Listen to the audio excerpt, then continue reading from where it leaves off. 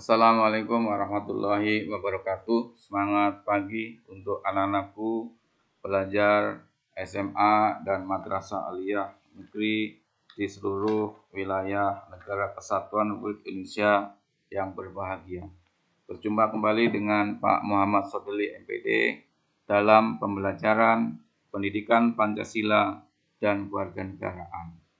Kali ini kita akan membahas materi kelas 12, yaitu tentang dinamika persatuan dan kesatuan dalam konteks Negara Kesatuan Republik Indonesia. Ini adalah bab yang terakhir di kelas 12, sehingga dengan berakhirnya bab ini kalian telah mempelajari seluruh rangkaian materi pendidikan Pancasila dan Kewarganegaraan. Pada bab ini kalian akan diajak untuk menelusuri dinamika persatuan dan kesatuan bangsa Indonesia. Dan setelah mempelajari bab ini, diharapkan kalian akan mampu mengevaluasi dinamika persatuan bangsa sebagai upaya menjaga dan mempertahankan Negara Kesatuan Republik Indonesia.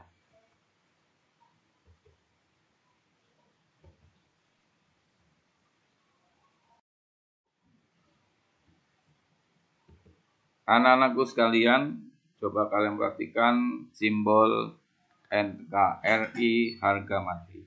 Tentu kalian sering melihat simbol ini di negara kita, dan ini adalah simbol yang tidak asing lagi. Tapi di antara kalian apakah ada yang tahu apa yang dimaksud dengan NKRI harga mati? Kalau kita perhatikan sekalian, makna NKRI harga mati ini mengandung makna yang sangat dalam, yaitu adanya ketegasan, sikap dan cita-cita bahwa negara Indonesia memperjuangkan kemerdekaan untuk mewujudkan konsep negara kesatuan yang diimplementasikan di bumi pertiwi Indonesia. Untuk mewujudkan hal tersebut, telah banyak pengorbanan yang dilakukan oleh para pahlawan kita, para syuhada, yaitu mulai dengan pengorbanan waktu, tenaga, pikiran, harta, bahkan nyawa. Hal tersebut dilakukan karena para pahlawan mempunyai semangat kebangsaan. Nah, semangat kebangsaan itulah yang harus kita jaga dan selalu mewarnai setiap perilaku kita. Sehingga Negara Kesatuan Republik Indonesia yang merupakan hasil perjuangan para pahlawan akan kokoh dan terus maju di masa yang akan datang. Anak-anakku sekalian, mari kita perhatikan apa yang dimaksud dengan Negara Kesatuan Republik Indonesia. Oleh karena itu, Bapak akan tunjukkan satu konsep yang disampaikan oleh C.F. Strong dalam bukunya A History of Modern Political Constitution yang diterbitkan tahun 1963. Menurut Strong bahwa negara kesatuan adalah bentuk negara di mana wewenang legislatif tertinggi dipusatkan dalam suatu badan legislatif nasional. Kekuasaan negara dipegang oleh pemerintah pusat. Kemudian pemerintah pusat dapat menyerahkan sebagian kekuasaannya kepada daerah berdasarkan hak otonomi. Tetapi pada tahap akhir, kekuasaan tetap berada di tangan pemerintah pusat. Pendapat C.F. Strong tersebut dapat dimaknai bahwa negara kesatuan adalah negara yang bersusun tunggal, yakni kekuasaan untuk mengatur seluruh daerahnya ada di tangan pemerintah pusat. Pemerintah pusat memegang kedaulatan sepenuhnya, baik ke dalam maupun keluar. Hubungan antara pemerintah pusat dengan rakyat dan daerahnya dapat dijalankan secara langsung. Kemudian dalam negara kesatuan hanya ada satu konstitusi, satu kepala negara, satu dewan menteri atau kabinet, dan satu parlemen. Demikian pula dengan pemerintahan, yaitu pemerintah pusatlah yang memegang wewenang tertinggi dalam aspek pemerintahan. Anak-anakku sekalian, dalam negara kesatuan mempunyai dua sistem, yaitu sistem sentralisasi dan desentralisasi. Dalam negara kesatuan bersistem sentralisasi, semua hal diatur dan diurus oleh pemerintah pusat. Sedangkan daerah hanya menjalankan perintah-perintah dan peraturan-peraturan dari pemerintah pusat. Daerah tidak berwenang membuat peraturan-peraturan sendiri atau mengurus rumah tangganya sendiri. Sedangkan dalam negara kesatuan sistem desentralisasi, daerah diberi kekuasaan untuk mengatur rumah tangganya sendiri atau dikenal dengan hak otonomi atau swatantra untuk menampung aspirasi rakyat di daerah. Terdapat parlemen daerah. Meskipun demikian, pemerintah pusat tetap memegang kekuasaan tertinggi.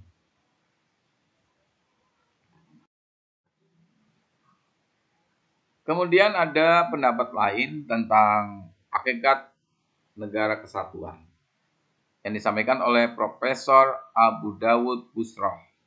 Menurut Profesor Abu Dawud, bahwa negara kesatuan adalah negara yang tidak tersusun dari beberapa negara, melainkan bersifat tunggal dan tidak terdapat negara lain dalam suatu negara. Pendapat lain disampaikan oleh Kusnadi dan Harmaili Ibrahim. Menurut mereka berdua bahwa negara kesatuan adalah negara yang memiliki susunan hanya terdiri atas satu negara saja dan tidak ada negara lain. Kemudian kalau kita simpulkan anak-anak sekalian bahwa negara kesatuan atau sering dikenal dengan unitaris atau unity, yaitu negara tunggal, satu negara yang monosentris, berpusat satu, terdiri hanya satu negara, satu pemerintahan, satu kepala negara, satu badan legislatif yang berlaku bagi seluruh wilayah negara.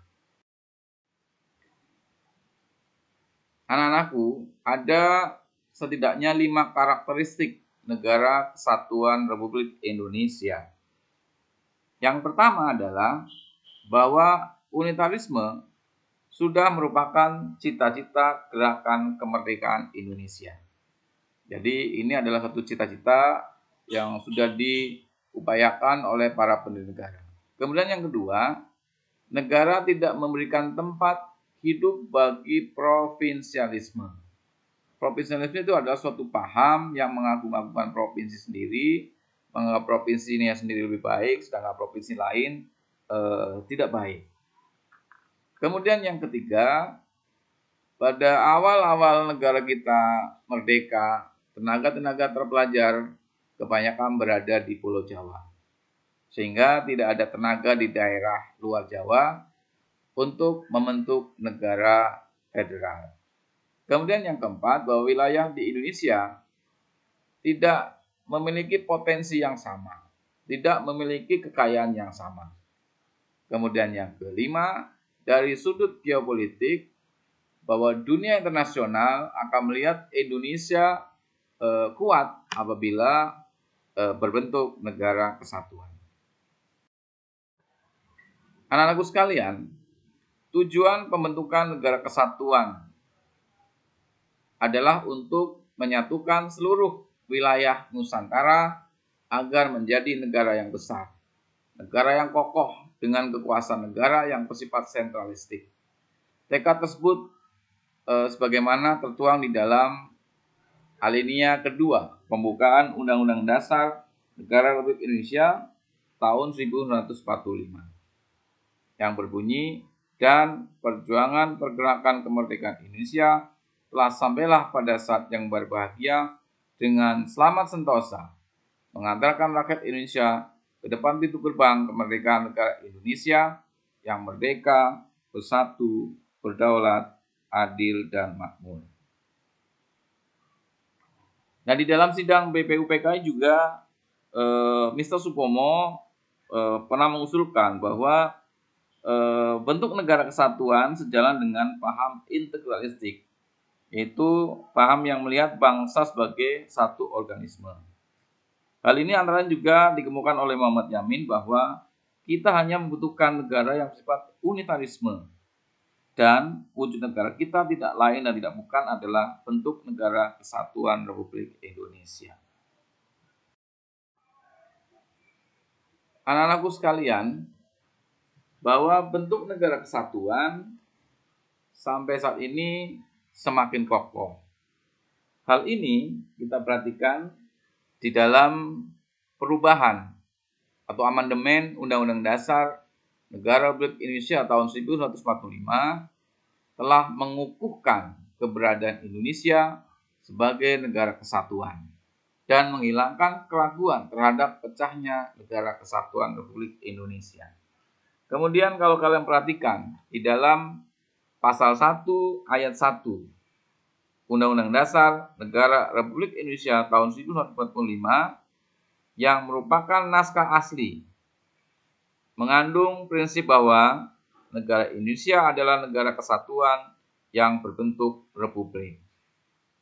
Pasal ini dirumuskan oleh Panitia Persiapan Kemerdekaan Indonesia merupakan tekad bagi bangsa Indonesia yang menjadikan Sumpah Anak Bangsa pada tahun 1928 yang dikenal dengan Sumpah Pemuda, yaitu adanya satu nusa, satu bangsa, satu bahasa, yaitu bahasa Indonesia. Kemudian yang ketiga, bahwa wujud negara kesatuan Republik Indonesia semakin kokoh setelah dilakukan perubahan terhadap Undang-Undang Dasar Republik Indonesia tahun 1945 yang dimulai dari adanya ketetapan MPR yang salah satunya adalah tidak mengubah pembukaan Undang-Undang Dasar Negara Republik Indonesia tahun 1945 dan tetap mempertahankan negara kesatuan Republik Indonesia sebagai bentuk final negara bagi bangsa Indonesia. Kesepakatan untuk tetap mempertahankan bentuk negara kesatuan didasari pertimbangan bahwa negara kesatuan adalah bentuk yang ditetapkan sejak awal berdirinya negara Indonesia dan dipandang paling tepat untuk mewadahi ide persatuan sebuah bangsa yang majemuk ditinjau dari berbagai latar belakang dasar pemikiran. Undang-Undang Dasar Negara Republik Indonesia tahun 1945 secara nyata mengandung semangat agar Indonesia ini bersatu, baik yang tercantum di dalam pembukaan maupun dalam pasal-pasal yang langsung menyebutkan negara kesatuan Republik Indonesia. Sebagaimana disebutkan di dalam 5 pasal, yaitu pasal 1 ayat 1, pasal 18 ayat 1, pasal 18B ayat 2, pasal 25A, pasal 37 ayat 5, Undang-Undang Dasar Negara Republik Indonesia tahun 1945. Serta rumusan pasal-pasal yang mengukuhkan negara kesatuan Republik Indonesia dan keberadaan lembaga-lembaga dalam Undang-Undang Dasar Negara Republik Indonesia tahun 1945. Prinsip kesatuan dalam negara kesatuan Republik Indonesia dipertegas di dalam alinea keempat pembukaan Undang-Undang Dasar Negara Republik Indonesia tahun 1945, yaitu dalam upaya membentuk suatu pemerintahan negara Indonesia yang melindungi segenap bangsa Indonesia dan seluruh tumpah darah Indonesia. Nah, anak-anakku sekalian, pada bab ini nanti kalian akan mempelajari persatuan dan kesatuan bangsa kita dari masa ke masa, yaitu dari mulai masa revolusi fisik, yaitu 18 Agustus 45 sampai dengan 27 Desember 49. Kemudian juga ada persatuan dan kesatuan bangsa pada masa Republik Indonesia Serikat, tanggal 27 Desember 49 sampai dengan 17 Agustus 1950. Kemudian persatuan kesatuan bangsa pada masa demokrasi liberal, yaitu 17 Agustus 1950 sampai dengan 5 Juli 1959. Dan persatuan kesatuan bangsa pada masa Orde Lama, yaitu 5 Juli 59 sampai dengan 11 Maret 66. Persatuan kesatuan pada masa Orde Baru, itu 11 Maret tahun 1966 sampai dengan 21 Mei 1998, dan yang terakhir adalah Persatuan dan Kesatuan pada masa reformasi, yaitu periode 21 Mei 1998 sampai dengan sekarang. Inilah persatuan-kesatuan yang kita pelajari dari masa ke masa. Baiklah anak-anakku sekalian, terima kasih atas perhatiannya pada pertemuan awal ini. Mudah-mudahan dengan disampaikannya materi ini kalian akan semakin memahami tentang apa itu NKRI harga mati, apa itu konsep negara kesatuan, kemudian juga karakteristik negara kesatuan, dan juga tujuan terbentuknya negara kesatuan Republik Indonesia. Mudah-mudahan apa yang Bapak sampaikan memberikan manfaat untuk kita semua. Jangan lupa anak-anakku sekalian yang belum subscribe, silakan subscribe video ini dan berikan komen dan like-nya sehingga akan semakin memberikan manfaat untuk pembelajaran bagi peserta didik yang lain.